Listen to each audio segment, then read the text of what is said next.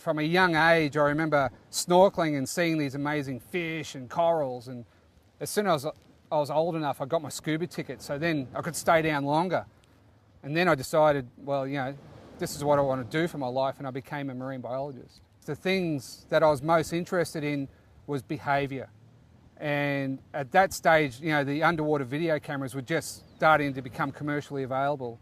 And so I got one of these, and I could then start documenting fishes reproducing or feeding or fighting. And these little video clips. This is what I wanted to show people, so then they could engage with the underwater world.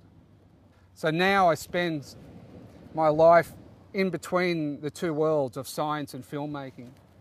And it's a good marriage of the two, because funding for science, particularly in Australia on the reef, is very limited.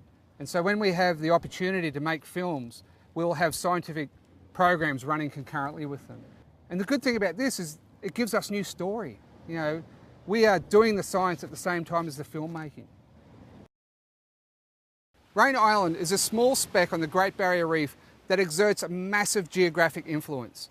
It's the biggest seabird nesting site on the Great Barrier Reef. Those seabirds come from far and wide, some as far as the Northern Hemisphere. It's the world's largest green sea turtle nesting site.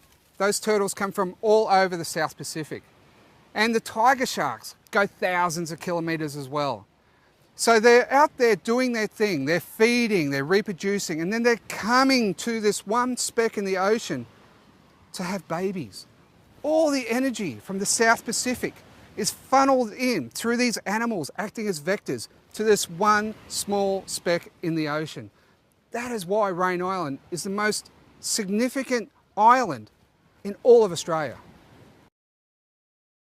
So filming tiger sharks feeding is an amazing event.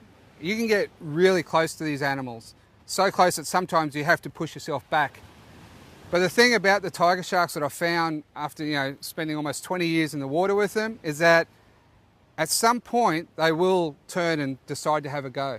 And that's when you get the really good shots, when they're coming in and try and eat the end of your camera. And you just put that in their mouth and just go for a bit of a ride backwards. And then they're like, oh, that doesn't taste right. And they'll turn around and go back to the turtle. But you just have to be ready for that time when they decide to come and have a look. And it's pretty easy to tell, their body positioning and how they're swimming in the water, you can tell when they're starting to get aggravated. And the other thing about when we're filming with them is you get a second, third, fourth, and the most I've ever had at the once when I've been underwater with these animals is 6 at a time. And that's when you've got a safety diver behind you with a stick, just to fend them off. But it does get a bit hairy when the sharks are coming at you from all directions, including directly from below you. And so the most important thing with filming things like tiger sharks in these feeding events is actually to know when to stop. When you're getting to the point of no return and it's time to get out of the water. Visiting the same locations year after year for as long as I have, you do see change. And particularly on the inshore reefs, these have been dramatically influenced by humanity on the coastline, whether it's through agriculture, industry or urbanisation. We have this massive water quality problem on the inshore parts of the Barrier Reef. There's a lot of sediment going out there. Just recently I was on a reef that I remember walking around as a student. It is now buried under mud.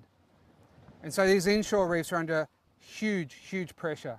And for us as Australians, this is our problem. This is our local problem. What we should be doing to fix the reef is to fix the water quality going on the reef.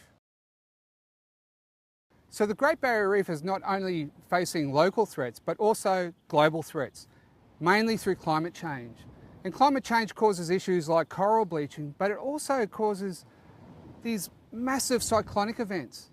And we've been having these Category 5 cyclones more frequently over the last couple of years. And when you go to these sites after one of these cyclones has come through, it's devastating. It reduces the reef to rubble.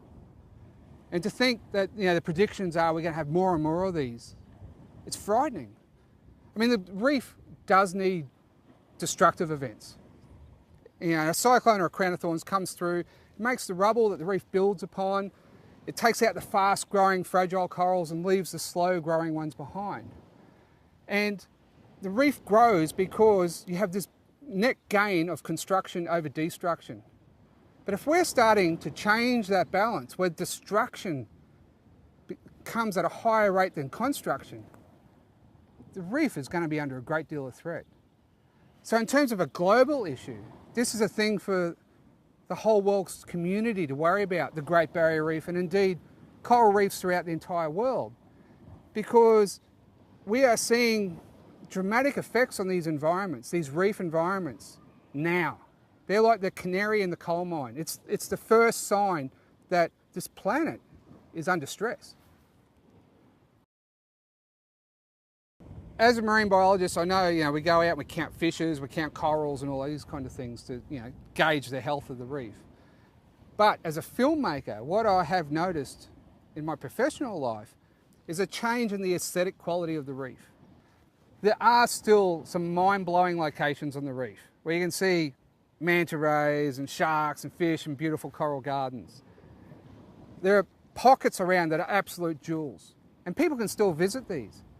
But in a lot of the locations we used to go to year after year for these iconic images, unfortunately, a lot of these don't occur anymore. They have been destroyed by the big cyclonic events.